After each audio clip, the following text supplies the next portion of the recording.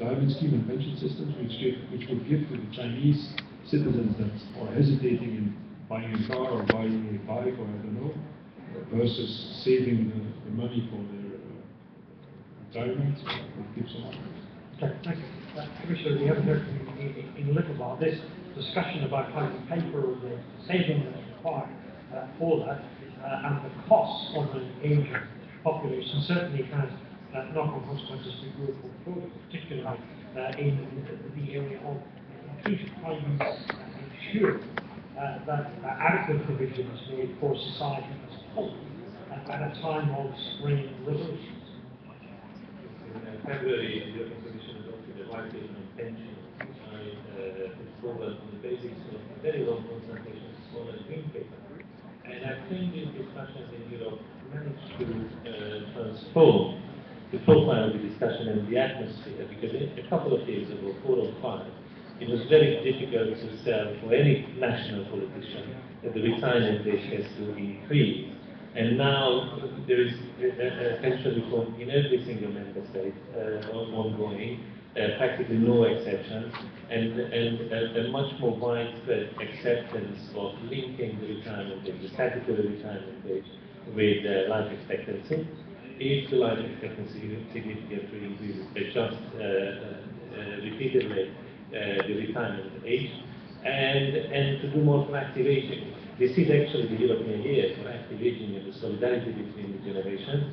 It's a major campaign. It's not what we got the Nobel Prize for, but it's a major campaign in order to develop this discourse and the policies in all EU member states. It has many interesting aspects. For example, the gender dimension. We should not forget about this, because the risk of poverty, for example, is much higher for women in old age than for men, which has many reasons.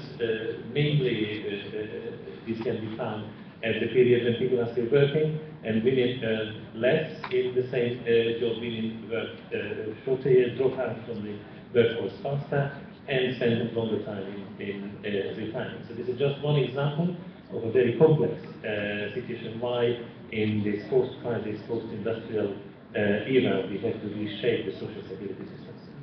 I just wonder whether the difficult but eventual solution is that in Europe, in the United States, and eventually in China and other nations as well, that people will have to work longer in old age.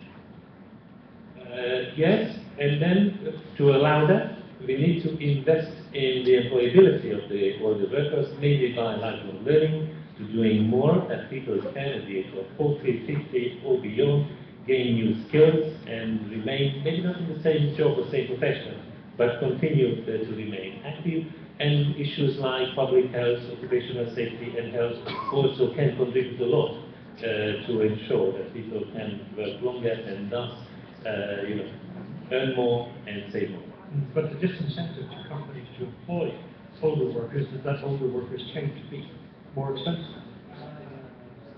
Yes, this is a challenge, and from that point of view, of course, the employers, whether they are companies or organizations of employers, are very important players in this discussion. We need to find solutions. For example, schemes for part work, part pension, which can be a relatively late phase of the career, just simply to break away from the assumption that you retire after the peak of your career.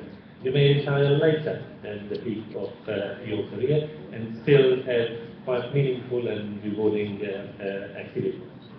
Thank you very much. Matthew, it is a good thing that people are living longer and more fulfilled lives. We talk about it as a problem, but actually it is wonderful that it is happening. Of course it's wonderful. Life expectancy of the turn of the 20th century was 30 years or so. But at the same time, again, to come back to the inner condition, if you live 200 years and you are grumpy and unhappy all the time, you wonder why you live 200 years. So again, it emphasizes the point of the specific quality of day-to-day life and the overall look of the life. Just a small point about the old world, new world. I think that there's very different aspects of defining those two worlds. I was recently in Madrid. I heard just not the exact number that 25% of the workforce is on unemployment and 60% of the young people. So when I went out there in Madrid, out in the airport, I was looking around to see at least some signs, discernible signs. Of course, the superficial view don't tell you the extent of the hardship that people may be facing, but at least it looks completely normal to me. Now, go back to Nepal, and there are 16 hours of electricity cut per day. There are families, 3 families together, cook on one stove to save kerosene. So those visible signs of what we could call a crisis. India has now 8% of growth a year, but there's 30% of children malnourished. So I think at least in the Western world, the crisis is most affecting the superfluous, getting a better car and facilities, but not affecting yet too much the basic necessities of life. One is so much prevalent everywhere in the world. And 90% of the damage of the environment and all that global warming is done by the rich countries. What the effect is felt by the other absolutely contribute to 2% of the effect. So those issues, have to be seen again out of the box. And when we think of crisis has to be seen in the global context of seeing what's going on everywhere in the world. Thank you. I'm going to ask 1 or 2 brisk questions on some other issues for the remaining 10 minutes or so of the discussion to get the views of our esteemed panelists. Given where we are, given where this conference is taking place, in one of the world's most dynamic and fastest growing economies, why is Brazil not in the G7? Why don't we just kick another country out and let it in? The question was, why is Brazil, why is China not in the G7? Why do we throw out some of the other more established nations and recognize that the world economy has changed? But I think it's fair to say that the most impulsive in terms of global economic governance comes from the G20 now. Brazil, India, China are senior members in terms of their impact and the activities they have, senior members of the G20. So I don't think it is really a problem. G20 is the platform where most impulses of global governance are given. Of course, I said no, we will have to go to more inclusive global governance, but be sure that Brazil, China, Mexico also, which chairs the G20 for the moment, Russia from the 1st January on, these are all economies which play a major role in defining the new guidelines for economic policy on global level. Thank you. Commissioner, how do we ensure that the rise of Brazil, China, and Mexico is not accompanied by an eclipse or a decline of Europe? Well, if we speak about relative terms, meaning the relative share in terms of GDP or probably also in happiness in the total global aggregate, then the rise of one region is linked to the decline, relative decline of others. There should be no problem with that. I think it's actually something which many here in the international institutions have been working on, to ensure that low-income countries can become medium income and medium income is developing further in a diversified and socially inclusive way. So this is, I think, many welcome developments.